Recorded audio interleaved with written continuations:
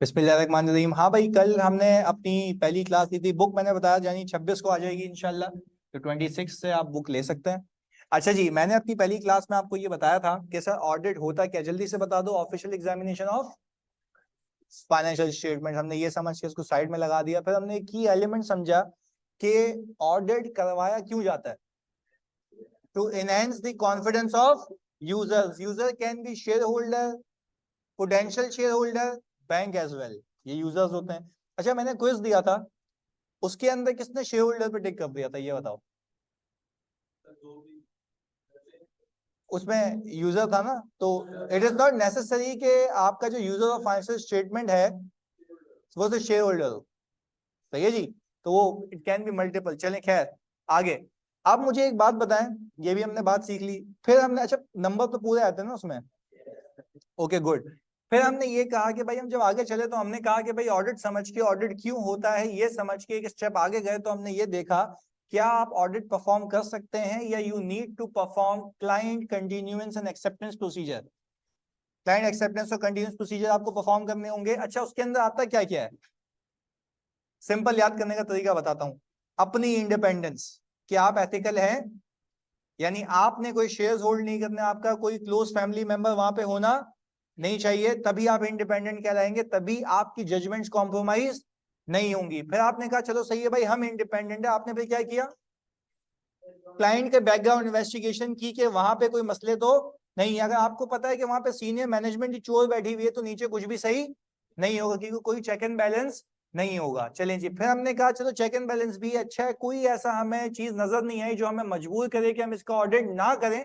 फिर आपने अपनी कॉम्पिटेंस और कैपेबिलिटीज देखनी है। अगर if you are competent, if you are capable, then you will say that I am ready to audit this company. ऐसा ही है। चलें जी, अब हम ये कर लेते हैं, क्या हम अब जाके ऑडिट करें? नहीं, अब वो कहता ये है, अगला स्टेज ये है कि आप अब करेंगे एग्री टर्म्स ऑफ एंगेजमेंट। क्या करेंगे? एग्री करेंगे टर्म्स ऑफ एंगेजमेंट। अब इसकी एग्जांपल देता हूं, फिर मैं आपके सामने स्लाइड ये प्रेजेंट कर दूंगा, सुनिएगा।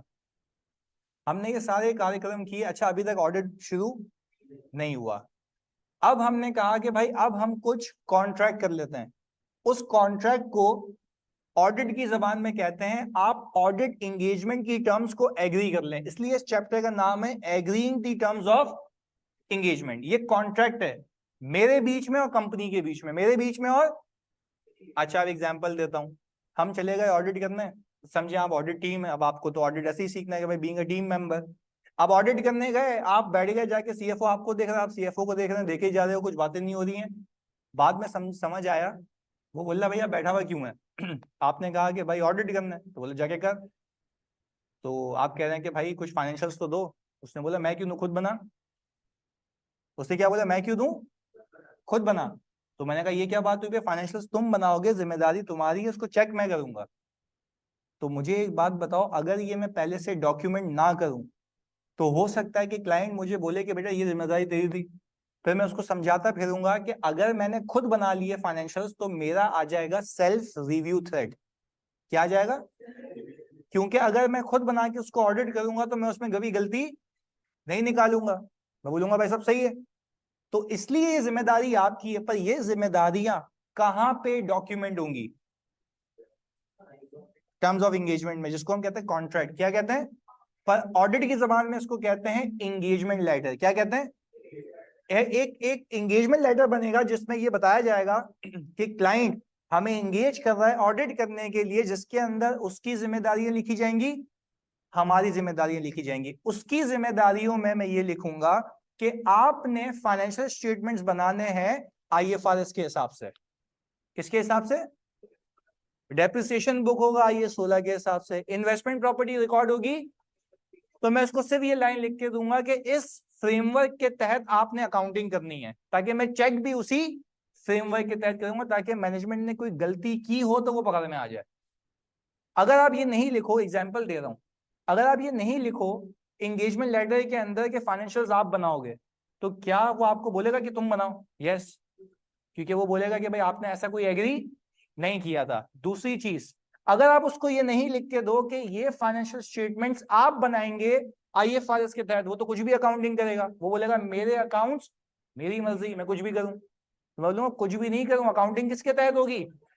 IFRS के हिसाब से। अच्छा, फिर सामने वाले बोलेगा अच्छा तुम होशियार बंदे हो, फिर तुम लिखो कि तुम ऑडिट करोगे किसके तहत?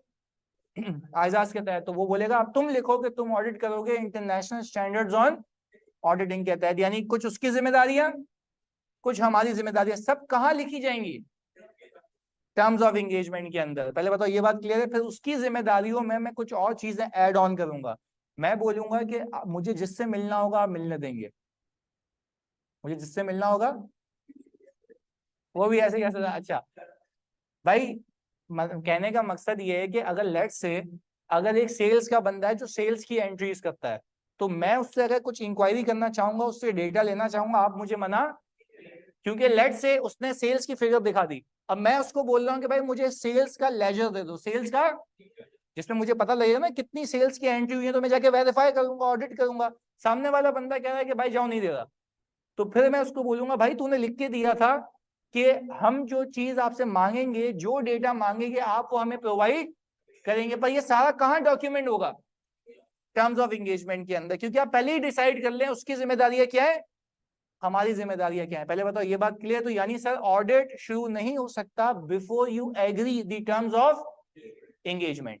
चलिए जी, कॉन्फिडेंशियल इंफॉर्मेशन भी, यानी कॉन्फिडेंशियल इंफॉर्मेशन का ख्याल मुझे रखना होता है, बात समझिए, ऑडिटर को रखना होता है कि ऑडिटर के पास जो इंफॉर्मेशन आ रही है वो आगे पास ऑन। अगर वो ये बोले मुझे क्लाइंट कि कॉन्फिडेंशियल है मैं नहीं दे रहा, तो मैं बोलूंगा जा तू ऑडिट भी नहीं कर रहा।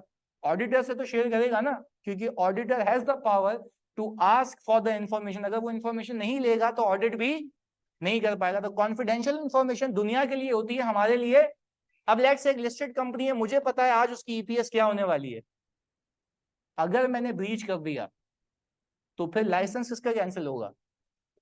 ऑडिटर का। मेरा इवन ICAP कैन से कि भाई तुम्हारा जो सर्टिफिकेट है CA का वो क्या हो गया, रिवोक हो गया, खत्म हो गया, सस्पेंड हो गया, अब आप ऑडिट नहीं कर सकते। तो ये कब होगा? जब मैं ब्रीच करूंगा। अब क्लाइंट को जाकर तुम बोल रहे हो, वो बोलेगा कॉन्फिडेंशियल है, कॉन्फिडेंशियल है, तो बोलेगा फिर ऑडिट किस बात का है? तभी ये सारी चीजें हम क्या लिख रहे हैं एंगेजमेंट लेटर के अंदर। क्लियर है? चलिए जी, sir we should crime it after understanding. नहीं देखो, अभी ये फिर क्राइमिंग की बात, मैं आपको क्या कह रहा हूँ, क्या ये थ्योरी का पेपर है या प्रैक्टिकल है? प्रैक्टिकल है। मैं आपको जब कह रहा हूँ कि मैं सारी चीजें दिमाग में फिक्स कर दूंगा, तो आपको जो चीज आपने हल्की सी दिमाग में बिठानी होगी ना, वो बुक में मार्क्ड है कि हाँ भाई ये बातें भेजे मैं फिक्स करूँ। बाकी ऑल अबाउट लॉजिक। अभी देखते ना, रिस्क शुरू करेंगे, सही है जी, इसकी टेंशन नहीं लो। अच्छा भाई, जैसे कि company statement of compliance prepare करती है, इस तरह ऑडिटर एंगेजमेंट लेटर प्रिपेयर करता है। नहीं देखो, तुम बहुत आगे निकल गए Suhail. Statement of compliance company prepare करती है, वो ये कहती है कि भाई मैंने इस लॉ से कंप्लाई किया है, वो तो बहुत आगे की बात है। इंगेजमेंट लेटर मैं प्रिपेयर तो करता हूँ किसके लिए? मैनेजमेंट और अपने लिए, जिसमें उसकी जिम्मेदारी होती है और हमारी जिम्मेदारी होती है, ताकि आगे ऑडिट में कोई मसला ना हो। आगे जी, ये देखते हैं। हमने कहा sir identification of applicable financial reporting framework, जल्दी बताओ उसका मतलब क्या है IFRS के हिसाब से। चलिए जी, हमने कहा आगे responsibilities of auditor to audit in accordance with ISA। Very good. Responsibility of the management provide information to auditor. अच्छा, ये ओवरऑल चीज हम देखेंगे ISA 210 में। अच्छा, तो इससे पहले जो किया था client acceptance and continuous procedure, वो कहाँ था? 315 नहीं, code of ethics. Code of ethics मैंने स्पेसिफिकली लिखा था नीचे, कोड ऑफ एथिक्स के अंदर। फिर से रिपीट करते हैं, ये अलग अलग चैप्टर्स हैं, मैं तो आपको एक व्यू दे रहा हूं। मैंने कहा जब ऑडिट करने लगे तो आपने सबसे पहले क्लाइंट एक्सेप्टेंस और कंटिन्यूअस प्रोसीजर परफॉर्म करने, ये सारी बातें कहां लिखी हुई हैं? कोड ऑफ एथिक्स के अंदर, वहां देखेंगे। मैंने कहा अगर एंगेजमेंट के टर्म्स एग्री करने हैं तो वो कहां लिखे हुए हैं? 210 में। तो ये मैंने कंटेंट्स आपको उसके बता दिए। अब असल ऑडिट शुरू करते हैं, पहला चैप्टर जिसका नाम है आइडेंटिफाइंग रिस्क। इसका नाम क्या है? Identifying risk. अब आपने समझना है बहुत सुकून से, फोकस के साथ, क्योंकि अब ये पहला चैप्टर है जो आपको एग्जाम लेवल पे लेके जाऊंगा, फिर पास पेपर्स भी करेंगे हम। सही है जी, फोकस के साथ। और सबसे इंटरेस्टिंग चीज ये है, जिसको सबसे बाद में करा के या फिर लपेट दिया जाता है, हम आप उसको लॉजिकली करेंगे और फिर लिखेंगे और फिर मैं एक एक की ड्राफ्टिंग चेक करूंगा। सही है जी, फोकस के साथ। अब बात समझिएगा, समझने की बात यह है कि भाई मैंने एंगेजमेंट लेटर एग्री कर लिया, अब मैं चला गया ऑडिट करने। सही है जी।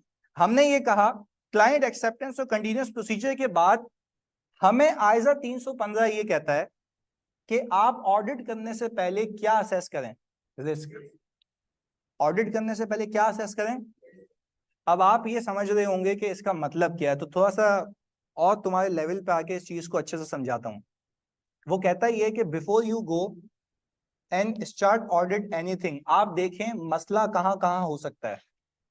क्या बोल रहा है वो, मसला कहां कहां हो सकता है, पहले ये देख लो फिर ऑडिट करना। जब आपने ये बात सुनी तो ये बाउंस रह गई, और स्टैंडर्ड में सीधी ऐसे लिखी हुई है, you need to identify risk, you need to identify risk before you start audit, before you start audit. अब जरा बात समझिएगा, एक कहानी सुननी पड़ेगी इसके लिए। हमने कहा कि भाई एक कंपनी है, अब वाई सीख रहे हैं। हमने कहा एक प्रैक्टिकल एग्जांपल दे रहा हूं आपको। मेरा एक क्लाइंट है पाकिस्तान इंटरनेशनल बल्क टर्मिनल, जिसको हम कहते हैं PIBTL, इसका शॉर्ट फॉर्म है पाकिस्तान इंटरनेशनल। अच्छा, ये कंपनी करती ये है कि इनकी एक इंपोर्ट फैसिलिटेशन सर्विस है। ये करती हैं कि भाई फॉर एग्जांपल अगर जो मेरी कराची इलेक्ट्रिक है, या जो भी XYZ कंपनीज हैं जो इलेक्ट्रिसिटी बनाती हैं, तो इलेक्ट्रिसिटी बनाने के लिए उनको प्लांट को चलाने के लिए कोयला चाहिए होता है, कोल। वो कोल होता है इंपोर्ट, वो कोल होता है। पर जो शिप से कोल उतारने के लिए फैसिलिटीज हैं वो इस कंपनी के पास है। अब एग्जांपल दे रहा हूं वापस से, बहुत सुकून से समझना, क्योंकि ये पूरी क्लास अभी बहुत अहम है समझने के लिए। टारगेट क्या, हम ये सीख रहे हैं कि मैं ऑडिट करने से पहले क्या असेस करूंगा, रिस्क, कि मसला कहां कहां हो सकता है। इस चीज पे फोकस करें, मसला कहां कहां हो सकता है, उसके लिए कहानी सुना रहा हूं। मैंने ये कहा वाई का जवाब देना कि क्यों असेस करना है रिस्क, मैं ऑडिट क्यों नहीं शुरू कर रहा। सुनिएगा, PIBTL मेरा क्लाइंट है, जल्दी से बताओ उसका काम क्या है। कि जो भी कोल इंपोर्ट करेगा, उस इतने हैवी बल्क कोल को हैंडल करने की कैपेसिटी किसी और कंपनी के पास। इस कंपनी ने क्या किया हुआ है, पोर्ट कासिम से लाइसेंस पे वो जगह ली हुई, अपना पूरा सेटअप लगाया हुआ है। जो भी वेसल्स आते हैं, जो भी शिप्स आते हैं, उससे कोल अनलोड करके ये कंपनी तक पहुंचाती है, जो कि कोल उन्हीं का होता है। ये किसका काम है, लकी इलेक्ट्रिक का, के इलेक्ट्रिक का नहीं, उसने तो सिर्फ अपना माल मंगवाया है, ये चार्ज करता है। अच्छा, अब मैंने इससे कहा कि भाई आप इसका ऑडिट कर लें जाके रेवेन्यू, आप इसका ऑडिट कर लें जाके रेवेन्यू। अच्छा, इसने कहा कि सर देखें 2022 के अंदर 6,48,000 की सेल्स है, 6,48,000 की सेल्स है। सुनिएगा, ये कौन, किसकी कंपनी की सेल्स है, PIBTL की। आगे सुनिएगा, मैंने कहा जाए भाई ऑडिट करें जाके। अब इसने ये कहा कि भाई मैंने सर 12 इनवॉइसेस को वेरीफाई किया है, कैलकुलेटर निकालें। इसने क्या किया है, 12 इनवॉइसेस को वेरीफाई किया हुआ है। अच्छा, एक इनवॉइस कितने डॉलर की है। अच्छा, PIBTL क्या कर रहा है, PIBTL ये कर रहा है कि जो भी कोयला उतारता है ना, उसके $300 चार्ज करता है। जो भी कोयला उतारता है उसके कितने चार्ज कर रहा है। अच्छा, और इस मैडम को ये बताया गया, बहुत सुकून से समझिएगा इस बात को, इस मैडम को ये बताया गया कि साल में 12 महीने हैं, तो हर महीने एक बार शिप आता है, हर महीने एक बार शिप आता है। तो साल में कितनी बार आ गए, और एक बार शिप अनलोड करने के कितने पैसे हैं, $300। इस मैडम को क्लाइंट ने कहा ये लो 12 इनवॉइसेस, ये लो। क्लाइंट सही कह रहा है ना, कितनी इनवॉइसेस दी हैं, 12। अब बहुत टारगेटेड चलना है, कहानी को अपने दिमाग में फिक्स करना। 12 इनवॉइसेस इन मैडम ने जाके ली, पर ये डॉलर में है, हम अकाउंटिंग करते हैं PKR में। उसको मल्टीप्लाई किया उसने किससे, 180 से। जरा प्लीज 300 इंटू 12 करो और इंटू 180 करो, 648,000। अच्छा भाई, अब इसने कहा कि इसने एक एविडेंस ऑब्टेन कर लिया। इसने क्या कहा, सबूत इकट्ठा कर लिया है कि ये रेवेन्यू की फिगर सही है। अब बिल्कुल सुकून और तामुल से मेरी बात सुनना। अच्छा, कहानी क्या है प्लीज सुनिएगा। हाँ बिल्कुल यही था, अब इस पे बात करते हैं। सुनिएगा, कहानी है PIBTL है, इसका काम क्या है हम बोलेंगे आज के बाद, इंपोर्ट फैसिलिटेशन सर्विसेज। क्या है, अच्छा, फैसिलिटेशन किस चीज की है, कि जो भी कोल मंगवाएगा ये उसको $300 में उतार के देगा, $300 में उतार के देगा। इस साल कितने शिप आए, 12। एक महीने में एक महीने में एक, 12 महीने में 12। एक शिप के कितने चार्ज करता है, $300। $300 इंटू 12 इंटू 180 इक्वल्स टू 648,000। अब इन्होंने कहा कि सर रिव्यू कर ले, मैं वेरिफिकेशन कर चुकी हूं। सही है जी, भाई आ गया आपका इधर। मैंने इसको ये कहा कि you have verified 12 invoices means 1 invoice for each month. अच्छा भाई, किसने बोला यस? अभी भी चौड़ी है ये। अच्छा भाई, अब हमने कहा oh but the import was ban for 2 months, क्योंकि अभी रिसेंटली आपने देखा था जब हमारे एक्सचेंज रिजर्व्स खत्म होने पे थे तो इंपोर्ट पे बैन लग चुका था, इंपोर्ट पे बैन लग चुका था। अब जरा बात समझिएगा, बहुत अहम बात है ये। मैं आपका भी ऑडिटर वाला दिमाग चलाऊंगा जिससे आपको सोचने की सलाहियत पैदा होगी। तभी मैं कह रहा हूं मैं आपकी जो थ्योरी है ना वो रीड करवाऊंगा, तो पहले समझो उसको कि क्या कहता है स्टैंडर्ड्स, क्या समझाना चाहता है वो। सुनिएगा, आपको स्टैंडर्ड ये कह रहा है कि इसने जो बेवकूफी की ना वो आप नहीं करिएगा। आप ऑडिट करने से पहले रिस्क असेस करेंगे। क्या करेंगे? आपके दिमाग में भी ये आ रहा होगा सर हम नजूमी तो नहीं, हमें पता होगा। वो कहता है रिस्क असेस करने का तरीका है। रिस्क असेस करने का, आप अंडरस्टैंड करें एंटिटी को और उसके सराउंडिंग एनवायरनमेंट को। एंटिटी को, अब बहुत सुकून से तुम्हारे लेवल पे वापस आता हूं, मैं फिर रिपीट कर रहा हूं, मेरी बात पे फोकस करना। वो कहता है ये है कि before you do audit you need to assess risk, you need to. अब आप बोलेंगे भाई मैं नजूमी तो नहीं हूं, मुझे पता होगा कहां कहां मसला हो सकता है। बोलता है अगर तुम्हें यह पता करना है कि कहां कहां मसला हो सकता है तो तुम सबसे पहले समझो इदारे को और उसके माहौल को, इन्वायरमेंट को जिसमें वो ऑपरेट कर रहा है, जिसमें वो। अच्छा, मैंने इदारे को तो समझा, ये क्या देता है? Import facilitation service. इस मैडम ने एक बेवकूफी की, इन्वायरमेंट को नहीं समझा, इन्वायरमेंट को नहीं समझा। अगर ये न्यूज देख लेती, अगर ये इकोनॉमिक फैक्टर्स की नॉलेज रखती तो इनको ये बात पता होती कि 2 महीने तो सेल हो ही नहीं सकती। तो जब ये ऑडिट करने जाती तो इसका टारगेट होता मुझे ये तो चेक करना ही है कहीं इस 2 महीने में सेल तो बुक नहीं हो गई। उल्टा सामने वाले ने इसको 12 इनवॉइसेस चिपका दी और ये उसको एक्सेप्ट करके आ गई है।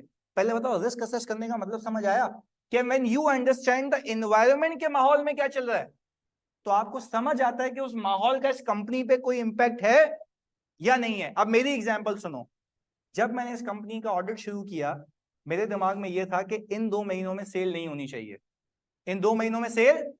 अच्छा, तो मैं क्या नजूमी हूं? मुझे पता है, मुझे कैसे पता लगा? एनवायरनमेंट से। जब मैंने किसको समझा और मैंने ये समझा कि ये कंपनी किस एनवायरनमेंट में ऑपरेट कर रही है। पहले बताओ ये बात क्लियर है? पक्की बात है यानी पीछे क्लियर? ऑनलाइन मतलब प्लीज यहां तक बताओ, फिर आगे लेके चलते हैं जल्दी से। तो मैंने कहा अगर मुझे ये पता होता ना, प्लीज सुनिएगा, अगर मुझे ये पता होता ना कि ये इंपोर्ट बैन थे तो मैं ऑडिट करना वैसे ही शुरू करता, या मेरे दिमाग में एक प्री कंसीव माइंड होता कि मुझे ये 2 महीने चेक करने, इसमें सेल तो होनी ही नहीं चाहिए। तो ऑडिट करना ऐसे अच्छा ही डायरेक्टली जाके ऑडिट करना, क्योंकि पहले आपको क्या असेस करना है? रिस्क। और रिस्क असेस होता है जब आप समझते हैं एंटिटी को। एंटिटी को, एक और चीज समझो, जब एनवायरनमेंट को मैंने समझा तो मार्केट से मुझे यह पता लगा कि एक्सचेंज रेट ऊपर जा रहे थे। इन मैडम ने एक्सचेंज रेट फिक्स यूज किया हुआ है। मैं ये नहीं कह रहा कि नहीं हो सकता है बैंक से कोई एग्रीमेंट किया हो फिक्स का, हो सकता है बैंक से कोई एग्रीमेंट किया हो फिक्स का, I don't know the fact, but मेरा रिस्क है। तो क्या मैं ये कह सकता हूं? समझने की बात है, समझने की बात है। जब भी किसी कंपनी का सुनो कि वो इंपोर्ट करती है तो हमेशा ये रिस्क रहेगा कि उसने रेट गलत यूज किया हो, क्योंकि हर दिन रेट क्या हो रहा होता है? हर दिन रेट क्या हो रहा होता है? ये है ऑडिटर का माइंड। भाई बीइंग एन ऑडिटर सोचो वो कंपनी करती क्या है, उसके वो काम करने में मसले कहां कहां, पर वो तब तुम्हें समझ आएंगे जब तुम समझोगे कितनी चीजें हैं। एंटिटी, एंटिटी उसके सराउंडिंग को कहता हूं मैं इन्वायरमेंट, वो इन्वायरमेंट जिसमें कंपनी ऑपरेट करी, और देखो उसके सराउंडिंग से इस कंपनी पे क्या इंपैक्ट आता है। पहले बताओ बात क्लियर है? चलिए जी, यानी अगर मैं आपको कहता अब एज ऑफ नाउ कि जाओ PIBDL का ऑडिट करके आओ, तो आपका प्री कंसीव माइंड होता 2 महीने इंपोर्ट, तो जब कोई मंगवा नहीं सकता तो ये बेच भी, 2 महीने सेल बुक, तो ये रिस्क है कि इन 2 महीनों में हो सकता है सेल बुक हो गई हो, जो कि होनी। तो क्या मैं कह सकता हूं there is a risk of over statement of sales, there is a risk of. तो मैंने पहले असेस किया ना, और असेस करने का तरीका है अंडरस्टैंड करो इदारे को और उसके सराउंडिंग्स में एनवायरनमेंट को। पहले बताओ ये बात क्लियर है? अच्छा, अगर मैं यहीं से ये चीज उठा के तुम्हें बोलूं, क्या ये भी रिस्क है कि there is a risk of using incorrect exchange rate? There is a risk of, अब देखो मैं ड्राफ्टिंग सिखा रहा हूं आहिस्ता आहिस्ता, मैं यहाँ पे ओवर स्टेटमेंट और अंडर स्टेटमेंट का वर्ड यूज नहीं कर रहा, मैं कह रहा हूं incorrect exchange rate. It can be higher side, it can be incorrect exchange rate का मतलब है रेट गलत यूज हुआ होगा ना, वो ज्यादा भी हो सकता है। बच्चे यहाँ पे बेवकूफी करते हैं, there is a risk of using higher exchange rate. ओ भाई क्यों? एक्सचेंज रेट की यूजेज के अंदर ज्यादा भी यूजेज हो सकती है, पर रेवेन्यू में मैं ओवर स्टेटमेंट क्यों कह रहा हूं? तो वो तो सेल ज्यादा ही बुक करने की कोशिश करेगा ताकि उसके प्रॉफिट्स इंक्रीज हो जाएं। पहले बताओ ये बात क्लियर है? यानी अब तुम मुझे बताओगे क्या मैं ऑडिट ऐसे ही करूं या पहले देखूं मसला कहां कहां हो सकता है? अच्छा, मसला कहां कहां हो सकता है, अंग्रेजी में इसको कहते हैं असेसिंग रिस्क। असेसिंग, अच्छा, how do you assess risk? By understanding entity and its environment surroundings which impacts the company. अब देखो तुम्हारा दिमाग खोला ना, तुम्हें समझाता हूं, फोकस होकर सुनना। इस साल लॉ पास हुआ कि जो कंपनीज 500 मिलियन से ऊपर कमाती हैं तो उसको सुपर टैक्स देना है। अभी लॉ है, जो कंपनीज 500 मिलियन से ऊपर कमाती हैं तो उसको क्या देना है? Super tax. यानी अगर टैक्स रेट बाय डिफॉल्ट 29% है तो वो 5% और देंगी, 5% और देंगी। ये तुमने न्यूज पढ़ी है अभी, ये तुम्हें कहां से पता लगा? कंपनी से, एनवायरमेंट से? पक्की बात है, देख लो। अच्छा, अब मुझे एक बात बताओ, जब तुम्हें ये न्यूज मिली तो तुम्हें क्या रिस्क है? Risk of under statement of what? Tax expense. Fund मार रहे हो, टैक्स एक्सपेंस। अबे हर चीज को रेवेन्यू से नहीं चिपकाना, जो बीमारी है उसको वहां से कनेक्ट करो ना। बुखार है, तुम बताएं दवाई किसकी दे रहे हो? भाई समझाने की बात यह है कि ये रिस्क है, ये किसी से कनेक्टेड है फाइनेंशियल्स में। ये रिस्क है, ये किसी से कनेक्टेड है फाइनेंशियल्स में। ये तो डेवलप करते हैं ना थिंकिंग। अभी मुझे एक बात बताओ, अगर एक लॉ पास हुआ है, हो सकता है मैनेजमेंट ने जानबूझ के एडिशनल टैक्स चार्ज नहीं किया हो, जस्ट टू अवॉइड टैक्स। बेटा फाइनेंशियल में टैक्स एक्सपेंस आता है, उसको नहीं चेक करोगे? एक मिनट, टैक्स एक्सपेंस आता है, वो किस पे लगता है? प्रॉफिट बिफोर टैक्स के ऊपर। जब तुम प्रॉफिट बिफोर टैक्स के ऊपर टैक्स लगाओगे 29% का, तुम्हें पता है कि ये होना कितना चाहिए, तो तुम अपने शेयर होल्डर को बोल रहे हो दादा बेहतरीन कंपनी है, कर दे इन्वेस्ट। जबकि, सुनना, एक बात सिखा रहा हूं, इधर सुनो।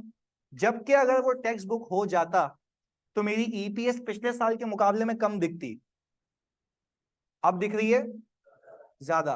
तो ये तो ऐसा रिस्क है बेटा कि जब आप शेयर होल्डर देखेगा बोलेगा ये तो अच्छी कंपनी है, जबकि इसकी परफॉर्मेंस बेकार थी क्योंकि उसने उस टैक्स की कवरेज करके प्रॉफिट कमा के नहीं दिया। बात समझ आती है? तो आपने हर वो चीज चेक करनी है जो फाइनेंशियल स्टेटमेंट्स में लिखी हुई है। मैं तो सिर्फ ये कह रहा हूं, प्लीज सुनिएगा, मैं तो सिर्फ ये कह रहा हूं कि यहाँ पर रेवेन्यू रिकॉग्निशन का रिस्क नहीं है, टैक्स एक्सपेंस का रिस्क है। क्योंकि आपको माहौल से पता लगा कि भाई टैक्स रेट ऊपर चले गए, तो आपका ये खर्चा होगा। देखो मैं ये नहीं कह रहा किया हुआ होगा उन्होंने, गलत किया हुआ होगा, मैं कहता हूँ रिस्क है। ये यकीन में कब बदलेगा? जब चेक करोगे। पर मैं तो ये कह रहा हूँ कि भाई यकीन में कब बदलेगा? जब चेक करोगे। पहले उसके पीछे तैयारी तो करके जाओ कि मसला कहाँ कहाँ। तो आप ये चीजें तो चेक करनी है। एक बेवकूफ ऑडिटर क्या होगा, वो बोलेगा भाई ये ले टैक्स की वर्किंग, उसने 29% चिपका के दे दिया और तुम 29% मान के भी आ जाओगे क्योंकि तुम्हें नॉलेज, क्योंकि तुमने समझा ही नहीं। किसको नहीं समझा? सराउंडिंग्स को। तो इन्वायरमेंट को समझना ऐसा तो मैं हजारों केसेस है ना, अभी वो सोचना सिखाऊंगा। पहले बताओ बात क्लियर है? पक्की बात है? अच्छा, एक एक करके जवाब देते हैं, फिर तुम्हारे सवाल लेते हैं। सर यूएसजी का रिस्क किससे रिलेट करेगा? भाई देखो, अगर मैं ये कह रहा हूं कि एक एंटिटी, तुम मुझे बताओगे अभी सारे बच्चे, एक एंटिटी लोकल बिजनेस करती है, एक्सचेंज रेट ऊपर जा रहा है, नीचे आ रहा है, क्यों? आप पीकेआर में ट्रांजैक्शन कर रहे हो, इसका इस कंपनी से कोई ताल्लुक, यानी this surrounding, this environment and this factor is not impacting my entity. मुझे इसको कोई पंचायत करने की नीड नहीं है, ये मैंने क्लियर कर दिया। How long an auditor take to prepare himself for according to the entity environment? ओ, ये बोल रहे कितना टाइम लगता है अपने आप को सही करने में? भाई प्लानिंग फेज स्टार्ट होता है ऑडिट करने से 2 महीने पहले, यानी अभी 31 दिसंबर आएगा ना, मैं इसकी तैयारी अभी से ही कर रहा हूँ अपने ऑडिट क्लाइंट्स की। नॉलेज ले रहा हूँ, लॉज एंड रेगुलेशन रीड कर रहा हूँ, कि ऐसा तो नहीं है लॉ ने कहा हो कि आपने ये पैसे देने हैं और उसका एक्सपेंस इन लोगों ने बुक ना किया हो, ऐसा है ना। अब लेट से कुछ कंपनीज हैं जो इन्वायरमेंटल पोल्यूशन करती हैं, इन्वायरमेंटल लॉ पास हो गया कि आपने अपनी सेल्स का इतना % गवर्नमेंट के खजाने में जमा करवाना है। अगर मुझे इसका पता नहीं हो, लेट्स एग्जांपल दे रहा हूं, अगर मुझे इसका पता नहीं हो तो मैनेजमेंट इसका प्रोविजन, अच्छा मैनेजमेंट अगर इसका एक्सपेंस बुक नहीं करेगी तो क्या कोई मसला है? रेवेन्यू नहीं, फिर हर्ट कर रहे हो तुम लोग, प्रॉफिट ज्यादा आएगा, रेवेन्यू तो बुक हुआ है, उस रेवेन्यू पे परसेंटेज लगा के तुम लोग, पता है वो सोचो मेमन वाली के रेवेन्यू को हिलाऊंगा, अबे भाई वो तो ज्यादा ही करोगे ना हमेशा, उसके नीचे की चौरंगियां हैं, उसको बचाने के लिए तुम एक्सपेंसेस को क्या करोगे, अंडर स्टेट करने की कोशिश करोगे। पर मैं तुमसे सिर्फ ये कह रहा हूं, ये बीइंग अ नजूमी पता नहीं लगता, ये आपको तब पता लगता है जब आप अंडरस्टैंड करते हैं एंटिटी को। और अच्छा क्या लाजमी है एनवायरनमेंट में जो भी कुछ हो रहा है अब वहां पे बैठ के चरस लगा रहे तो इससे इदारे का कोई ताल्लुक नहीं है, बात समझ आ रही है। तो ये गेम समझने की, भाई हर एक फैक्टर इदारे को इम्पैक्ट, चलो तुमसे ये गेम खेलते हैं, अब समझने की बात है। अच्छा पहले तो इस बात पे कंक्लूड करते हैं, क्या I can start audit without understanding या असेसिंग रिस्क? वरना हम क्या बन जाएंगे, मतलब बेवकूफ वाला बोलना, बेवकूफ बन जाएंगे, सही है जी, इधर हम बेवकूफ बना दिए जाएंगे क्योंकि हम ऑडिट इफेक्टिवली। तो वो कहता है ये भाई आप ऑडिट करने से पहले देखो मसला कहां कहां। चलो अब तुम मुझे बताओगे, 3 फैक्टर्स मैंने सिखा दिए। अगर एक एंटिटी इंपोर्ट फैसिलिटेशन सर्विस दे रही है, मैं ये बोल के चुप हो जाऊं, क्या कोई रिस्क है?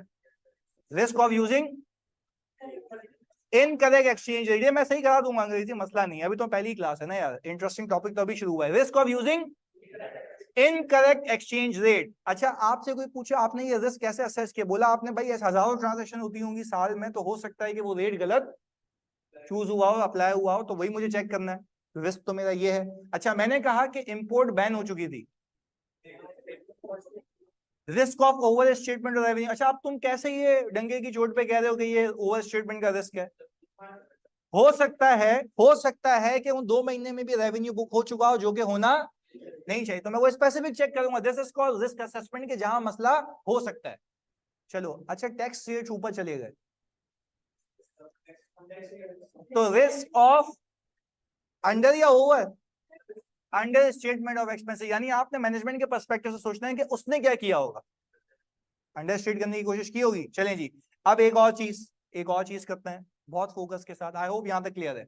आगे अब मैं फैक्टर बताऊंगा, आप मुझे उसका जवाब देंगे, सही जी। सब point is auditor has to eliminate risk, या point auditor has to eliminate risk, क्योंकि जो उसको रिस्क है उसी को वो चेक करेगा, अगर वो शक यकीन में बदल गया तो वो मैं उसको कहूंगा कि तुम उसको सही करो, अगर वो सही नहीं करेगा तो मैं अपनी रिपोर्ट में लिख दूंगा कि उसने ये सही नहीं किया हुआ, खत्म हो गई बात।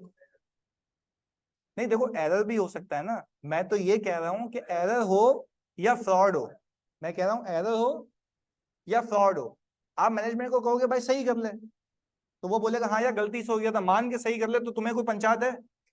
नहीं है पंचायत, तुम्हारा मकसद क्या था, सही करवाना, सही कर लिया तो सही हो गई, खैर हो गई, बात क्लियर है। तभी तो मैं कह रहा हूं टारगेटेड ऑडिट करो, इतने हैवी एफएस के अंदर जिसमें कितनी ट्रांजैक्शन आ रही होती है, तुम पहले टारगेट्स आइडेंटिफाई करो कहां कहां मसला, तो पहले तो वो तो चेक करो ही करो, उसके साथ साथ जैसे इवॉल्व होता है ना ऑडिट वैसे और चीजें पता लगती हैं, तो उसको और देखेंगे, पर अभी तो ऑडिट की शुरुआत हुई है। अच्छा मैं तो तुमसे ये कह रहा हूँ, क्या मैं अभी ऑडिट करने चला गया या अभी रिस्क असेस कर रहा हूँ?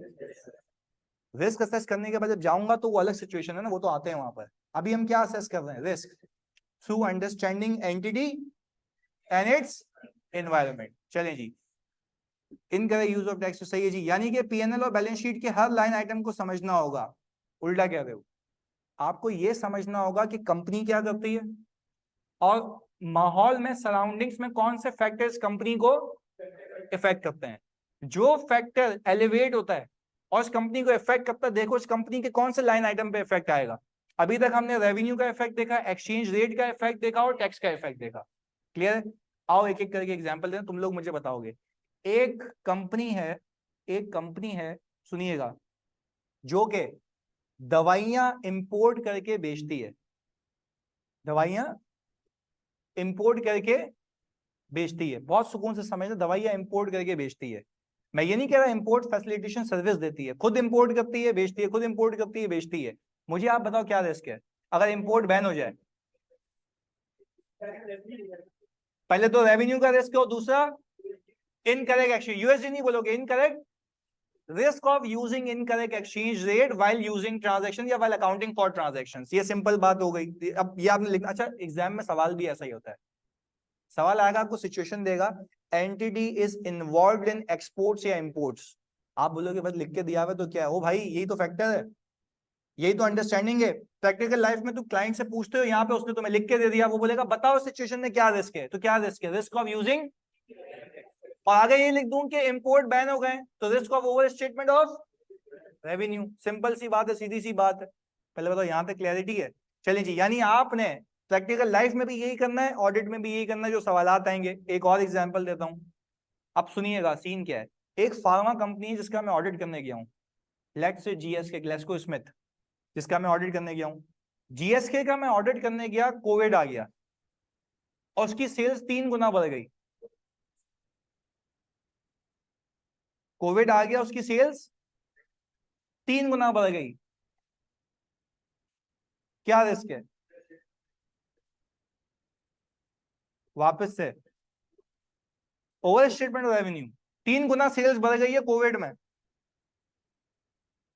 भाई समझो, कोविड है, फार्मा कंपनी है, 3 गुना सेल्स ऊपर चली गई इसकी कोविड में। क्या कोई रिस्क है? नहीं है, कोई रिस्क नहीं है, क्योंकि इसकी सेल्स ऊपर जानी चाहिए थी। लोग मर रहे थे तो क्या खाएंगे, दवाइयां खाएंगे ना, तो उसकी सेल्स ऊपर गई है तो मतलब बिल्कुल सही है, कोई मसले वाली बात नहीं है। चलो एक और चीज, अब एग्जांपल देते हैं। एक क्लोथ मैन्युफैक्चरिंग कंपनी है, एक टेक्सटाइल कंपनी है।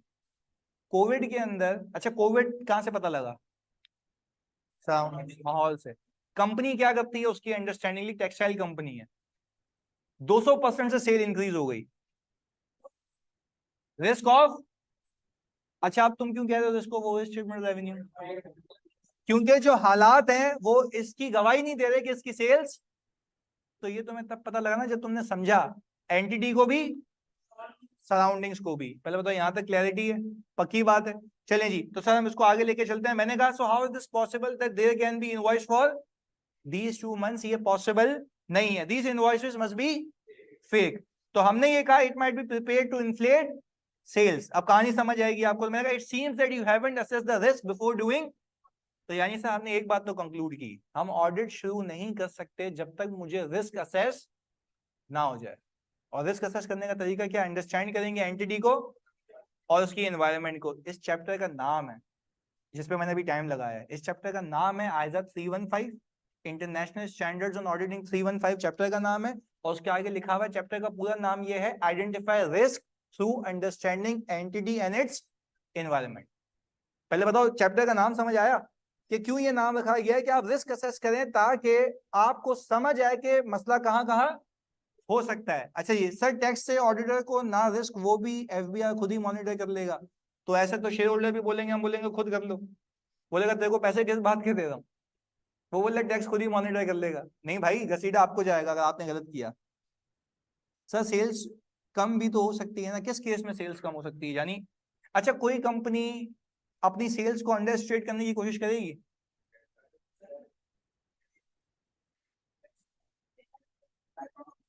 यार मुझे एक बात बताओ, कोई कंपनी अपनी सेल्स को कम क्यों करेगी भाई, खुदा के वास्ते शेयर होल्डर्स अपनी पिक्चर को कम दिखाएंगे कि भाई मैंने नहीं की हुई, कम ऑन यार। देखो एक एक मिनट सुनना, सॉरी बात काट रहा हूँ भाई। देखो टैक्स से बचने के बकाया तरीके हैं, आप तो बोल रहे हो सेल्स ही रिकॉर्ड नहीं करो। अच्छा ये कह सकते हो कि सेल्स हुई है पर रिकॉर्ड नहीं की, वो तो चोरी अलग है ना, वो तो हम कहते हैं आपने टैक्स इवेड किया, टैक्स सेव नहीं किया, टैक्स इवेड किया। टैक्स इवेजन समथिंग डिफरेंट, वो तो आप फिर अगर जब ऑडिट करना सिखाऊंगा तो बताऊंगा कि टैक्स इवेजन पकड़ी कैसे जाती है। पर मैं तो, आप तो ऐसे ऑडिटर आप बोल रहे हो बंदे ने सेल ही नहीं रिकॉर्ड की होगी, हुई भी भाई। अगर ऐसा बंदा है, जैसे लेट्स से मैं तुम्हें बताऊं, तुम किसी अभी लोकल दुकानदार की बात करो, कंपनीज की बात नहीं करो, लिस्टेड कंपनी कभी भी नहीं चाहेगी उसकी सेल्स कम हो, क्यों, उसकी ईपीएस कम हो जाएगी, ईपीएस कम आएगी तो लोगों का कॉन्फिडेंस, तो उसके शेयर की वैल्यू, अल्टीमेट नुकसान तो शेयर होल्डर को ही होगा ना, वो कभी नहीं चाहेगा, कभी नहीं होगा रिकॉर्ड। तो इस तरीके से सोचा करो, ये लोकल दुकानदार होते हैं ना, ये सोच इनकी होती है। आप कभी जाएंगे, जैसे कितने लोगों ने फ्रंटियर का खाना खाया हुआ है? फ्रंटियर, यार मतलब नहीं खाया तो लानत है इधर। चलो जी, फ्रंटियर पे आप जाएं, प्लीज सुनिएगा। अभी रिसेंटली उसने, मेरा अच्छा दोस्त है वो, उसने मुझे कहा था कि यार अभी सेल्स टैक्स का मसला चल रहा है, वो 2 इनवॉइसेस देता है, एक कच्ची और एक पक्की। जब टैक्स वाले आते हैं ना तो वो पक्की इनवॉइस निकालता है, जब हम लोग जाते हैं तो वो कच्ची इनवॉइस देता है। अच्छा, मैं तो, क्योंकि ऐसी बात है मैं ऑफिस में काम करता हूँ तो मेरी तो रीइंबर्समेंट हो जाती है ना, गरीब आदमी की, खाना खाता हूँ तो मुझे पैसे मिल जाते हैं कंपनी से कि भाई आपने खाना खाया, आपका फूड वगैरह सब हमारे ऊपर है, हो जाता है ऐसा, मैं करवा लेता हूँ। तो मैंने उससे इधर, अच्छा तो मैंने उससे ये कहा कि भाई मुझे पक्का बिल दे, मुझे कच्चे पे बिल, क्योंकि वो एक्सेप्ट नहीं होगा। फिर मुझे कह रहा है कि देखें अगर आप पक्का बिल लेंगे तो इस पे लगाऊंगा मैं टैक्स। मैंने कहा मेरी बात सुन, तो अच्छा मैंने कहा तू कर क्या रहा है? बोल ये रहा है कि भाई मैं कर ही रहा हूँ सर, कि मैं 2 इनवॉइसेस बनाता हूँ, सेल्स टैक्स वाले को वो वाली इनवॉइस देता हूँ जो पक्की इनवॉइस है। अगर लेट से मैंने 1 मिलियन की सेल की तो बोलता है मैं सेल्स टैक्स वाले को कितनी दिखाता हूँ? 5 लाख रुपए। तो टैक्स भी कितने पे देता हूँ? तो मैंने कहा बाकी, तो बोला बाकी कौन सा, मेरा शेयर होल्डर है, मैं ही हूँ जो हूँ। तो ये वो है ना, क्या तुम किसी बंदे का ऑडिट कर रहे हो कंपनी का? कंपनी का, पर वो टैक्स इवेड कर रहा है, वो तो सीधा सीधा पता है ना। पहले तो बात समझ आई। पर अगर जो SRB है, सिंध रेवेन्यू बोर्ड है, खुद जाके छापा मारेगा तो वो देखेगा कि भाई उस पर, उसको ऑडिट करने का तरीका क्या है, दिन में कितना किलो आता है, 1 किलो पे कितना कमाता है, वो मल्टीप्लाई करके खुद ही उसकी इनकम निकाल लेगा। It is very easy to calculate भाई। अबे तो मेरी जान, मैं POS मशीन से निकालू ही नहीं पर्ची, क्या कर लेगा? कैसी बातें कर रहा है? अबे तो उसके अंदर जो रोल लगा हुआ है वो घूम ही नहीं रहा ना, उससे निकल ही नहीं रही पर्ची, तो रिकॉर्ड क्या होगी? सही है। अच्छा जी सुनो भाई, पहले बताओ ये बात समझ आई? यानी देखो यार फर्क है, आप थोड़ी दुकानदारी वाली मेंटेलिटी से बाहर आओ। अब किस पे आना है भाई? कंपनी पे। देखो मैंने दुकान वाला भी समझा दिया कि वो चोरी कैसे करेगा, कंपनी के तरीके अलग है, वो मैं आगे बताऊंगा। क्लियर है भाई? तो ये दुकान की बात नहीं हो रही है, ये कंपनी की बात हो रही है। खुद सोचो यार, अगर मैं सेल्स को इवेट करूंगा, सेल्स को कम करूंगा, तो ultimately I will losing the confidence of share holders. Clear है? चलें जी आगे। सर रिकॉर्ड हो रही है क्लास? नाराज हो जाएगा फ्रंटियर वाला? अच्छा हो गया, नहीं होगा भाई नाराज, उसको पता है, वो ऐसे मशवरे लेता रहता है। चले जी, you need to understand the entity and its environment. चलें जी, अब हमने ये कहा, प्लीज सुनिएगा, हमारे वाले केस के अंदर कंपनी इन्वॉल्व थी किसमें? टर्मिनल सर्विसेज में फॉर इंपोर्ट्स एट। एनवायरनमेंट में क्या था? Ban on imports of devaluation of P. क्या? तो मैंने कहा what will be the possible impact of these factors? आप बोलेंगे sir risk of over statement of revenue due to recording of. अच्छा, आप एग्जाम में ये नहीं लिखिएगा due to recording of fake sales, क्योंकि गलती भी हो सकती है, क्योंकि गलती भी, तो आप सिर्फ ये लिख देंगे there is a risk of over statement of revenue, there is a risk of over. अभी लिखना नहीं, मैं लिखने का तरीका सिखा दूं, फिर ड्राफ्टिंग टेक्निक सिखाऊंगा, फिर हम जनरल का इस्तेमाल करेंगे। सुनिएगा, ड्राफ्टिंग टेक्निक है, टेक्निक ये कि आपने सिचुएशन को पिक करना है सवाल से, सिचुएशन को पिक करना है सवाल से। अच्छा, आप सिर्फ ये कर सकते हैं कि अभी अपने रजिस्टर में सिर्फ ड्राफ्टिंग टेक्निक की हेडिंग डालें, जल्दी से प्लीज ड्राफ्टिंग टेक्निक की हेडिंग डालें। मैं आपको बताता हूं कि लिखना कैसे है, वो आपको पप्पू इंग्लिश हो जाएगी and to and.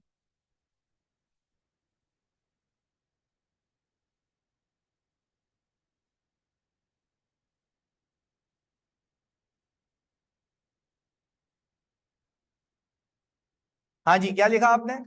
Drafting technique. अच्छा, ड्राफ्टिंग टेक्निक के अंदर पहले आप लिखें pick situation from the question, pick situation, यानी बुक में अब सवालात है ना, जो बुक में नहीं है वो लिखवा रहा हूं ना। सही है, पिक सिचुएशन फ्रॉम दी, क्योंकि मैंने कहा ड्राफ्टिंग सिर्फ लिखवाऊंगा, सवालात करवाऊंगा। सही है, बाकी सब बुक में। Pick situation from the question, अब ब्रैकेट खोलो, लिखो सच एस, तरीका सिखा रहा हूं ना सच एस, ताकि आपको याद रहे। सच एस, अब ये लिखिएगा, देखें ये सिचुएशन दी हुई है ना, अब आप देखें इसके आगे लिखें such as company is involve in import facilitation services. लिखें company is involve in import facilitation services, company is involve in import facilitation services. सही है जी, हमने, अच्छा मैं रिकैप कर देता हूं, मैंने ड्राफ्टिंग टेक्निक लिखवाई, ब्रैकेट ओपन करवाया, सच है, सब मैं लिखने का तरीका बताऊं, सिचुएशन पिक कर रहे हैं क्वेश्चन से। सिचुएशन क्या है, जल्दी से pick situation from the question, लिखा था ना।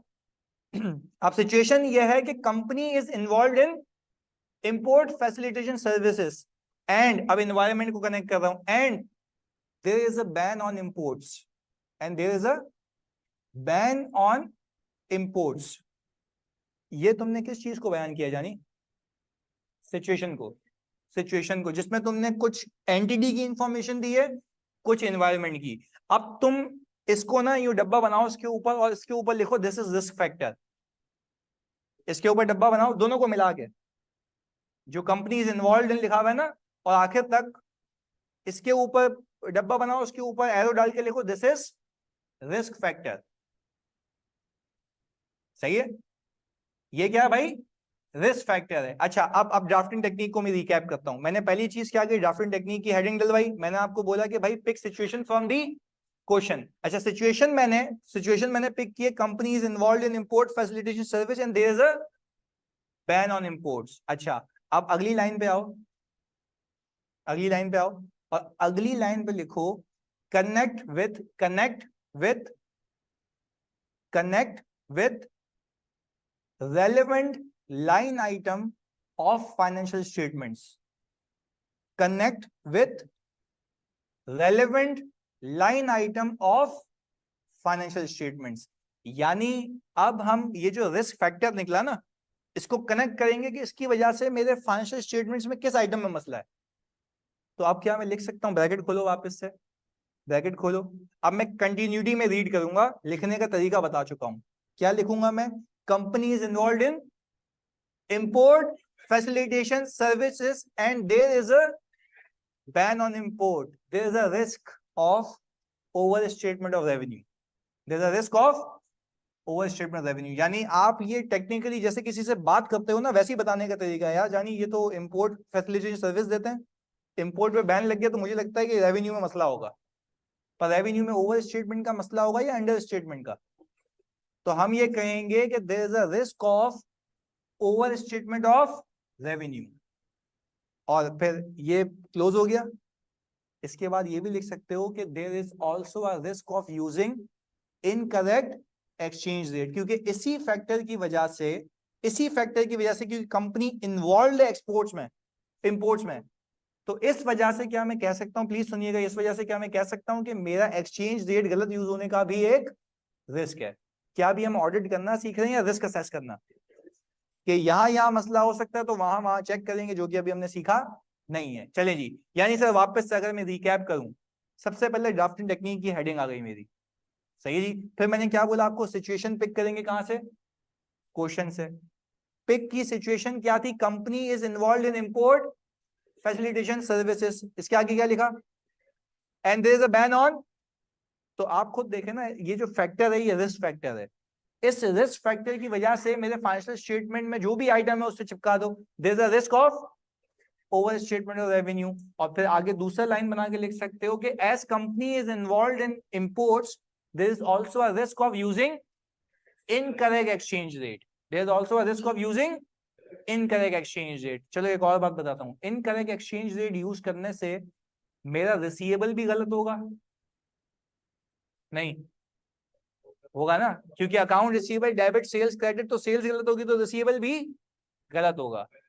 बिल्कुल बैलेंस शीट आइटम है तो रेलेवेंट लाइन आइटम्स को लिंक करना है। पहले बताओ, हल्का सा एक कॉन्सेप्ट समझ आया ड्राफ्टिंग का, कि भाई आपने सिचुएशन पिक करनी है, लिंक करना है, सिचुएशन पिक करनी है। अच्छा, मेन एलिमेंट है लिंकेज, और वो तब आएगा जब आप में सोचने की सलाहियत आएगी, जब आप रटा नहीं लगाएंगे। मैं इसको आगे लेके चलता हूं, यूजिंग इनकरेक्ट एक्सचेंज रेट। अच्छा, risk of incorrect valuation of receivable due to incorrect usage of exchange rate. दोनों बातें कर ली हमने, पक्की बात है। अच्छा, अब जल्दी से मुझे सब यही के साथ बता दो, ड्राफ्टिंग टेक्निक क्या है? सिचुएशन को पिक किया और देखना है सिचुएशन से मेरी कंपनी पे कोई इफेक्ट है। अच्छा है तो किसी पे भी चिपका दूं, या रेलेवेंट लाइन आइटम, या तो ओवर स्टेटमेंट, या तो इनकरेक्ट वैल्यूएशन, या तो इनकरेक्ट वैल्यूएशन। चलें जी, अब मैं इसको अगर अगले केस पे लेके चलूं, ये हो गया केस 1। चलें जी अगला, बहुत फोकस होकर सुनना, ये मैंने कहा एक एंटिटी है। अगला केस है, ये एक एंटिटी है, इंपोर्ट बैन की वजह से ब्रांड भी इम्पेयर हो सकता है। जानी बिल्कुल बहुत आगे निकल गया, बिल्कुल सही कह रहे हो सकता है। अगर इम्पेयरमेंट तब आएगी जब आपकी सेल्स आगे बुक होना बंद हो जाए, तो वैल्यू इन यूज कम हो जाएगी, तो वो सारी चीजें अपनी जगह है। सही है जी, आगे फोकस के साथ। मैंने कहा अब हम किस इदारे की बात कर रहे हैं? बैंक की। जरा लॉजिकली समझते हैं। बैंक का काम क्या होता है? आप लोगों से डिपॉजिट लेना, और मेजॉरिटी ऑफ द लोग यहाँ पे करंट अकाउंट मेंटेन करते हैं।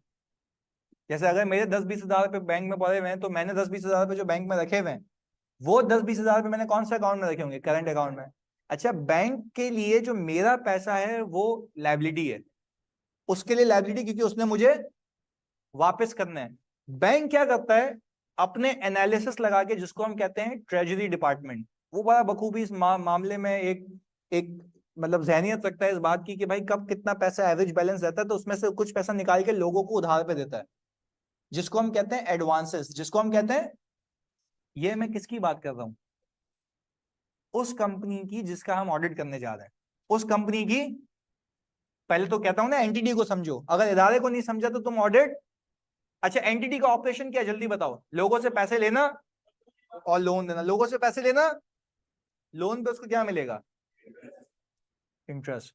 और यहाँ पे अगर डिपॉजिट, सेविंग डिपॉजिट है, तो उसको देना पड़ेगा। और फर्क इतना है कि मैं जब लोगों से पैसे लूंगा तो उसको 3, 4, 5, 6% दूंगा, और आगे जो लोन दूंगा वो 22, 23, 25% पे। बीच का स्प्रेड मेरी कमाई है, मेरी बोले तो बैंक की कमाई। ये बिजनेस है। देखो, सबसे पहले तो जिस कंपनी का ऑडिट करने जा रहे हो, समझो वो करता क्या है।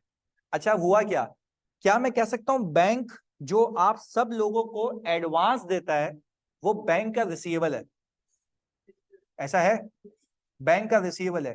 सब सही चल रहा है तो मुझे कोई मसला नहीं है।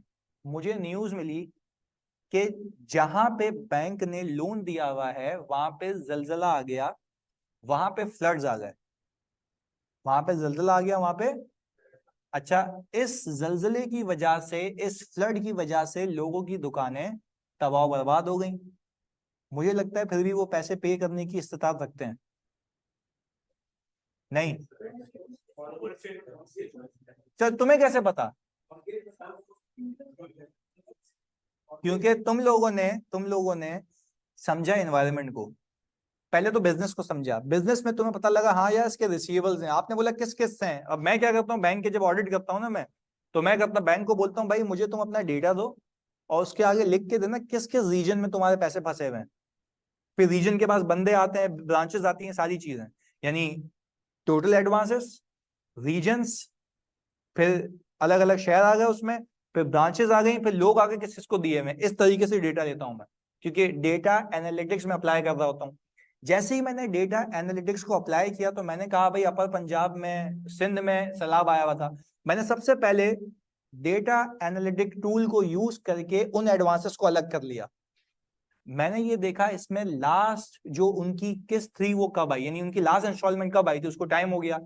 ये बात कंफर्म हो गई कि इनकी पेइंग कैपेसिटी अब नहीं है। मुझे कैसे पता लगा? जब मैंने इदारे को समझा, एनवायरनमेंट को समझा। अब बात समझिएगा, सुनिएगा, जब मैंने इस चीज को समझा ना, मैं ऑडिट तो अभी शुरू भी नहीं किया मैंने। अभी तो मैंने सिर्फ क्या किया, रिस्क असेस किया।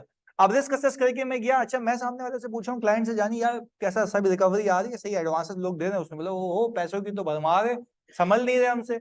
मैंने कहा भाई तुमसे संभल तो नहीं रहे, पर अभी जो ये सैलाब वगैरह आया है इसका क्या सूरत हाल है, उस पर तुमने एडवांसेस के ऊपर provision for doubtful debt book किया? Provision for doubtful debt book किया?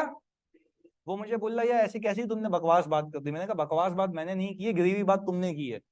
जब वहां पे सैलाब आया हुआ है, वहां पे जब, प्लीज सुनिएगा, वहां पे जब सैलाब आया हुआ है, वहां पे जब तुम ये कह रहे हो कि भाई जलजला आया हुआ है, तो उनकी पेइंग कैपेसिटी कैसे हो सकती है? या तो तुम मुझे प्रूफ करो कि जिन जिन लोगों को, जिन जिन एरिया में तुमने एडवांस दिया था वहां पे अफेक्टेड नहीं हुआ कोई, ये मुझे प्रूफ करो तुम। वो कह रहा है कि यार तुम्हें इतना टारगेटेड कैसे पता? मैं बोलूंगा क्योंकि मैंने अंडरस्टैंड किया हुआ एंटिटी को और सराउंडिंग्स को। मैं तुमसे टारगेटेड सवाल पूछ रहा हूं, अब देखो वो फंसेगा। अब वो इस बात से मुकर नहीं सकता, उसको पता है यार बंदा तमीज का सवाल कर रहा है। वैसे तुम जाके पूछो, बोलेगा सब सही है, जाके चेक कर ले भाई। अब तुमने सवाल किया ना, उसके भी समझ आएगी बात कि भाई बंदा नॉलेजेबल है। तो जब तुम गए, अच्छा मुझे एक बात बताओ, इस पूरी सिचुएशन में किस चीज का रिस्क है? ओवर स्टेटमेंट ऑफ एडवांसेस क्या हो गया? जब बैंक की बात करो तो एडवांसेस का ओवर स्टेटमेंट ऑफ और under statement of bad debt expense का। बात समझ आई? दो चीजें देखो, ओवर स्टेटमेंट ऑफ, जल्दी बताओ, एडवांसेस और अंडर स्टेटमेंट ऑफ। अच्छा मुझे एक बात बताओ, तुम इसको रेवेन्यू से क्यों नहीं लिंक कर रहे? इससे भाई बैड डेट एक्सपेंस हो रहा है जो रेलेवेंट फैक्टर है, और इसको यूं भी कह सकते हो कि इसी के ऊपर अब इन्हीं लोगों से इंटरेस्ट इनकम बुक, क्योंकि जब तुम्हें पता है कि तुम इनकम बुक करके भी वो रिकवर नहीं कर पाओगे तो उसको बुक करने की कोई नीड नहीं है। पर मैं अगेन ये कह रहा हूँ भाई, अगेन ये कह रहा हूँ कि तुम्हें सारी चीजें कैसे पता लगती हैं? जब तुम समझते हो इदारे को और सराउंडिंग्स को। और ये एक मतलब ऐसा गेम है, तुम्हें समझ आ जाएगा, 5-6 केसेस करोगे मेरे साथ, सोचने की सलाहियत डेवलप हो जाएगी, तो आगे बहुत सी चीजें हैं। पर मुझे अगर तुम में से कोई बच्चा इसी की अंग्रेजी सुना दे, आगे पीछे अंग्रेजी टूटी फूटी चलेगी, मैं जिससे पूछता हूँ वो बता दे, यानी तू बता दे आज।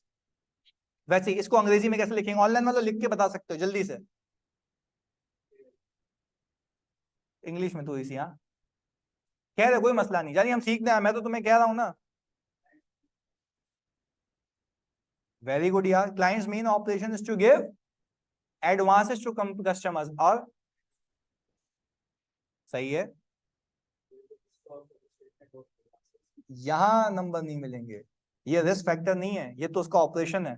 रिस्क फैक्टर तो फ्लड्स है, नहीं ये बात समझ। रिस्क फैक्टर क्या है? फ्लड्स है, फ्लड्स की वजह से रिस्क है। तो देखो ये सिखाना चाह रहा हूं, ये बात लिख के तुम लिख के आ गए ना, ओवर स्टेटमेंट एक भी नंबर नहीं मिलेगा। रिवाइज वापस से एक और वर्डिंग प्लीज जल्दी से।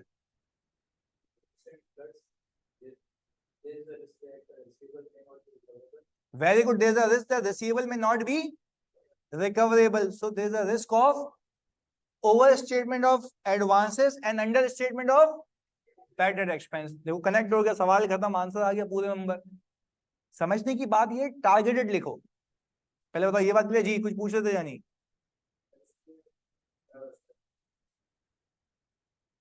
तो नहीं, अब जैसे जिस कंपनी की मैं बात कर रहा हूँ, सुनो सुनो सुनो, जिस कंपनी की मैं बात कर रहा हूँ, हो सकता है जो उससे एडवांस लिया हो उसकी वैल्यू क्या हो चुकी हो, डिमिनिश हो चुकी हो। बैंक ही आपको कहता है कि आप उसका पहले प्रोविजन करें जो भी है, फिर उसको जब बेचेंगे ना तो उससे जो रिकवरी आएगी उसकी क्या बुक कर लेना? इनकम। सही है, पर अभी तो आप ओवर स्टेटेड रिसीवेबल दिखा रहे हो ना, रिसीवेबल होना नहीं चाहिए, उसकी रिकवरी की बैकिंग है मेरे पास, तो वो बैकिंग जब बेचूंगा तब मेरी क्या बन जाएगी? इनकम बन जाएगी। तो ये तब समझ आता है जब हम बिजनेस को समझते हैं। क्लियर है? ओके। अब एक दो यार रीड कर लेते हैं, यहाँ पे बच्चों ने लिखा है such a company is involve such as company is involve. अच्छा सच एज मैंने लिखवाया था वहां पर, तुम अगेन हर सवाल में सच एज नहीं करते रहना, मैंने समझाने के लिए लिखवाया था वो। सही है जी? तुम सिंपल यहां से शुरू करना, अ company is involve in providing advances, advancing services नहीं, देखो फिर मैं कह रहा हूं ये इंप्रूव करेंगे, एडवांसेस टू पीपल या कंपनीज जो भी है। सही जी? या एडवांसेस टू इंडिविजुअल्स लिख सकते हो, ये सारी चीजें। To clients there is a risk of over statement of advances and risk of, देखो हसीब तुमने भी ये गलती की ना, हसीब ने भी यही किया, और मैं यहाँ पे नाम भी लूं तो शर्माने की बात नहीं है, गलत तो गलत है, सही तो सही है, सीखने आए हो भाई। सही है जी? अच्छा हसीब ने भी यही गलती की इन वाली कि इन्होंने ये बता दिया कि एडवांसेस होता तो गलती है। एडवांसेस देना अलग बात है, और कोई इवेंट होना जिससे एडवांस इफेक्ट हो ये अलग बात है। चलो एक ओवरऑल इम्पैक्ट पूछता हूँ तुमसे। अभी जब मैं ऑडिट कर रहा था ना रिसेंट कंपनीज का, अपनी हाफ ईयर पे 30 जून पे जितनी भी मेरे पास कंपनी थी लिस्टेड, मैंने अपनी सारी टीम को बुलाया और मैंने बोला बताओ क्या रिस्क हो सकता है।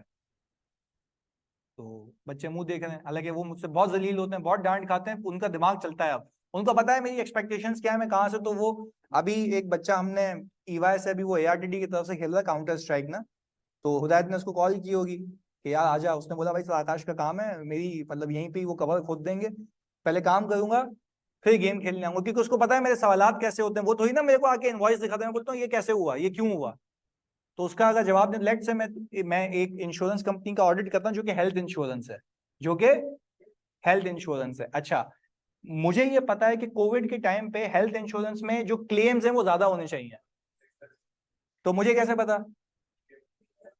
इन्वायरमेंट से मुझे नॉलेज है। मैं उसको बोल रहा हूँ कि सर वो बोले भाई क्लेम ज्यादा क्यों है, तो बोल रहा सर वो एक्सपेंस ज्यादा हो गया ना। मैंने कहा क्या बावला हो गया, कैसी बातें कर रहा है, एक्सपेंस ज्यादा हो गया मतलब? मैं बोल रहा हूँ ये एक्सपेंस ज्यादा क्यों हुआ, बोल रहा बस हो गया सर। अच्छा फिर उसको मैंने बोला कोविड, अच्छा फिर दूसरा साल था, अब तो कोविड खत्म हो गया ना, फिर क्लेम ऊपर हो गए ना, फिर क्लेम ज्यादा हो गए, सुनिएगा, फिर क्लेम ज्यादा हो गए, मैंने आप पूछा तो मुझे बोलता सर कोविड। अब मैंने कहा तेरे बाप ने कोविड लगाया, अभी कौन सा कोविड है, कौन सा एक्सपेंस है। अच्छा मुझे पता था, क्योंकि मैं रिस्क असेस करके बताऊं, मैं मार्केट में रिपोर्ट्स देख के बैठता हूं ना। अच्छा मुझे पता था, क्योंकि ऐसी बात है, हमारा जो यहाँ पे बर्थ रेट है वो बहुत ऊपर गया है। तो आप जब देखते हैं ना, एम्प्लॉयज जो होते हैं कंपनीज के, उनके जो भी मैटरनिटी के केसेस होते हैं वो कंपनी देख रही होती है। जो भी मैटरनिटी के केसेस होते हैं वो क्या देख रही होती है, कंपनी देख रही होती है। मैंने बोला भाई बता कौन सी बीमारियां जो इतने लोगों का क्लेम आ रहा है, हेल्थ इंश्योरेंस बिजनेस है ना। बोलता सर ये तो नहीं पता। मैंने कहा बेटा फिर तुमने सही ऑडिट नहीं किया। अच्छा मेरे दिमाग में एक्सपेक्टेशन थी कि 52 से 53% प्रेगनेंसी के क्लेम्स होंगे, जो फैक्ट है। तो अच्छा जब वो पूछ के आया ना क्लाइंट से, उसने रिपोर्ट निकलवाई, बेचारे ने एक हफ्ता रात दिन लगा के काम किया ना, मुझे लाके दिखाता है, मुझे बोलता है सर देखें इसमें ये क्लेम्स हैं, इसमें ये क्लेम्स है। मैंने कहा 52% प्रेगनेंसी के क्लेम्स है। बोला हाँ। तो बोला आपको पता था। मैंने कहा मुझे पहले से ही पता था। तो बोलता आपने बताया क्यों नहीं। मैंने कहा तो तुम कभी सीख नहीं पाते, इंसान का बच्चा बन के ऑडिट किया ना। अच्छा अगर वो मुझे कहता ना 30% प्रेगनेंसी के क्लेम्स हैं, तो मैं कहता there is a risk of under या ओवर। गलत गलत, under statement, under statement of expenses, क्योंकि मेरी एक्सपेक्टेशन थी कि वो होने चाहिए और मैनेजमेंट ने किए हुए होंगे कम। ये रिस्क असेसमेंट है। बात समझ रहे हो? तो इन्वायरमेंट से नॉलेज को गेन करो और फिर अप्लाई करो कि हो क्या सकता है। पहले बताओ बात क्लियर है? चलिए जी। तो सर अच्छा एक जुहैर ने भी लिखा था, company is a bank involve in giving advances loans to a company and individuals and there has been a flood recently which creates a risk that the advances might be overstated and relevant provision for doubtful debts might not have been recorded। बहुत अच्छा लिखा है इसने, very good. इसने पूरी proper knowledge दी कि ये हुआ है, जिससे यहाँ पे ओवर स्टेटमेंट हो सकती है और प्रोविजन रिकॉर्ड। अच्छा ये माइट का वर्ड यूज करना लाजमी है, क्योंकि अभी हमें शक है, हमें यकीन नहीं है। तो ये अश्योरेंस कब आएगी? जब इसको ऑडिट करेंगे। तो सर हम यहाँ पे देख लेते हैं, what will be the possible impact risk of over statement of advances and under statement of या राइट ऑफ। चलिए जी, ये तीसरा केस आप बताएं, तीसरा केस आप बताएं मुझे, फिर हम इसको ऑफ करेंगे और फिर अगली क्लास। इंश्योरेंस कंपनी मेरी फेवरेट। रेवेन्यू क्या होता है इसका? जो लोगों से ये लेता है। चलिए जी। एक्सपेंस क्या होता है इसका? वेरी गुड, क्लेम्स होता है। अच्छा अब मैंने ये कहा अर्थक्वेक आ गया, हैवी रेन्स और फ्लड आ गया। अच्छा आपने ये पूछना चाहिए मुझसे कि सर क्या ये हेल्थ इंश्योरेंस है या जनरल इंश्योरेंस है? मैंने कहा जनरल इंश्योरेंस है। जनरल इंश्योरेंस ये करती है कि लोगों की प्रॉपर्टीज को इंश्योरेंस देती है, व्हीकल्स को इंश्योरेंस देती है। ये कौन सी इंश्योरेंस है? Not health insurance. इस फैक्टर से तुम्हें क्या लगता है क्या हुआ होगा? क्लेम एक्सपेंसेस का रिस्क है, अंडर स्टेटमेंट का रिस्क है, ओवर। अच्छा वापस से अंडर स्टेटमेंट का रिस्क है, ओवर। अंडर स्टेटमेंट का रिस्क है क्योंकि मैनेजमेंट ने जानबूझ के वो क्लेम्स को रिकॉर्ड नहीं किया होगा। मैं तो, नहीं नहीं रेवेन्यू नहीं, इसका देखो, revenue and profit both are different things. एक क्लेम को ना बुक करके प्रॉफिट क्या हो गया होगा? क्योंकि रेवेन्यू अपनी जगह, क्लेम में उसने गेम किया हुआ है। अच्छा इसकी मैं एग्जांपल देता हूं। अभी आपने सुना होगा इम्तियाज में आग लगी थी, यहाँ पे जो हैवी चेस थी, इम्तियाज था, chase chase okay sorry chase. ये हमारे XYZ क्लाइंट का एक क्लाइंट था, मतलब XYZ मेरे ऑडिट क्लाइंट का क्लाइंट था, सही है जी। अब जब इस पे आग लगी ना, तो मैं तो आते जाते देखूं कि भाई इतना हैवी लॉस है, क्योंकि उसने जितनी इन्वेंट्री स्टोर की हुई थी ना, कोई 1 बिलियन का क्लेम था, 1 बिलियन। अच्छा मिनिमम मेरी एक्सपेक्टेशन क्या होगी कि 1 बिलियन का क्लेम एक्सपेंस बुक हो जाना चाहिए। मैंने बगैर कुछ सोचे समझे मैंने अपने जूनियर को कहा, मैंने कहा जा भाई देख क्या क्लेम। उसने बोला सर क्या वेरीफाई करूं? मैंने कहा सिर्फ ये देख क्या कि, मैंने कहा बाकी चीजें साइड में, बाकी चीजें देख लेंगे, ये 1 बिलियन होना चाहिए। मैं क्यों कह रहा था इतने कॉन्फिडेंस से ये 1 बिलियन होना चाहिए? सराउंडिंग तो मुझे पता था भाई, और मुझे ये पता लग गया कि मैंने अंडरस्टैंडिंग ली हुई है, ये मेरी ऑडिट क्लाइंट का क्लाइंट है। तो क्या उसका क्लेम इसके पास आया होगा? आया होगा। अच्छा उस कंपनी ने, फिर मैंने देखा तो 400 मिलियन का क्लेम रिकॉर्ड हुआ था, यानी 600 मिलियन कम। फिर मुझे उसने बताया, देखो मेरा रिस्क था ना, मैं उसके साथ बैठा तो मुझे कहता यार तू मतलब क्या है, मतलब क्या मसले हैं तेरे को। उसकी तो मैंने पता नहीं जो जो हालत सही की है, बिल्कुल तमीज वाली कंपनी है पर बहुत अच्छे लोग हैं। उसने मुझे ये बताई बात, हम लोगों ने ये जो इसको चेस को जो इंश्योरेंस दी हुई थी वो को इंश्योरेंस दी हुई थी, यानी हमारे साथ बाकी कंपनीज भी थी।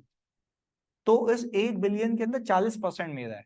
मैंने कहा अच्छा सही है, 40% दिखा दो। उसने जब मुझे प्रीमियम की पॉलिसी दिखाई तो इनका शेयर कितना आ रहा था, तो क्या सही हुआ है गलत हुआ है? पर क्या मैंने रिस्क गलत आइडेंटिफाई किया था? नहीं, टारगेटेड पहुंचा ना। अब मेरे पार्टनर ने जब मेरा रिव्यू किया ना, Akash where is the claim, there should be 1 billion. मैंने कहा नहीं सर, नो 1 बिलियन। क्यों? को इंश्योरेंस है। तो पार्टनर ने बोला तुमने देखा है? मैंने कहा हाँ सर देखा है। तो पार्टनर सेटिस्फाई हो गया, उसने साइन कर दिया। अगर पार्टनर को मैं बोलता सर मेरे को पता नहीं है, तो वो बोलता पहले तू आया इधर। सही है जी, बात समझ आई? तो खैर पहले बताओ, लॉजिक समझ आई? अंडरस्टैंडिंग लेनी है एंटिटी की और एनवायरमेंट की। तो सर यहाँ पे हम अगर देखें, what will be the possible impact, risk of under statement of claim expense, और अल्टीमेट